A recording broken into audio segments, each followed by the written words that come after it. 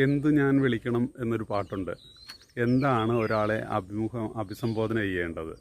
സാറെന്ന് വിളിക്കണോ, സഖാവെന്ന് വിളിക്കണോ, ചേട്ടാന്ന് വിളിക്കണോ, അങ്കിളെന്ന് വിളിക്കണോ? എനിക്ക് ഏറ്റവും ഇഷ്ടം എൻ്റെ പേര് തന്നെയാണ്, ജോസി വർക്കി. അത് വിളിക്കുമ്പോഴും ഒരു പ്രത്യേകത എന്താണെന്ന് വെച്ച് കഴിഞ്ഞാൽ, സർനെയിം കൂട്ടി വിളിക്കുമ്പോൾ ഒരു റെസ്പെക്റ്റ് ഉള്ളതായിട്ട് തോന്നും.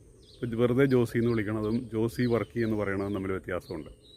അതിപ്പോൾ ഉമ്മൻചാണ്ടി, പിണറായി വിജയൻ, നരേന്ദ്രമോദി, ഡൊണാൾഡ് ട്രംപ്, ആരുടെ പേരെടുത്തു കഴിഞ്ഞാലും വിജയനെന്നോ ഉമ്മനെന്നോ ഡൊണാൾഡെന്നോ നരേന്ദ്രനെന്നോ പറയണതിന് പകരം സർനെയിം കൂട്ടി വിളിക്കുമ്പോൾ ഒരു ബഹുമാനമായിട്ട് നമുക്ക് ആദരവായിട്ട് കണക്കാക്കാൻ പറ്റും. അതുകൊണ്ട് എനിക്ക് ഏറ്റവും ഇഷ്ടം എൻ്റെ പേര് വിളിക്കുന്നത് തന്നെയാണ്. ഇനിയിപ്പോൾ ഞാൻ പഠിച്ച ചില വിദ്യാർത്ഥികൾ എന്നെ സാറേന്ന് വിളിക്കുന്നുണ്ടാവും. അതല്ലാതെ ഏത് പ്രായക്കാർക്കും ഏത് സ്ഥിതിയിലുള്ള ആളുകൾക്കും എൻ്റെ പേരെടുത്ത് വിളിക്കാം, ജോസി വർക്കി. അതാണ് എൻ്റെ പേര്. അതല്ലാതെ സാർ എന്ന് പറയുന്നത് ഒരു ബ്രിട്ടീഷ് കൊളോണിയൽ സംസ്കാരത്തിൻ്റെ ഭാഗമായിട്ടുണ്ടായതാണ്. ചേട്ട എന്ന് വിളിക്കുമ്പോൾ, അങ്കിൾ എന്ന് വിളിക്കുമ്പോൾ അത് പ്രായത്തെ ബഹുമാനിക്കാതിരിക്കണമായിട്ട് തോന്നും. ചിലപ്പോൾ പ്രായം കൂടുതലായിട്ട്, ചിലപ്പോൾ നമ്മളേക്കാൾ പ്രായം കുറഞ്ഞ ഒരാൾ ചേട്ട എന്ന് വിളിക്കുന്നത് അപമാനം തന്നെയാണ്.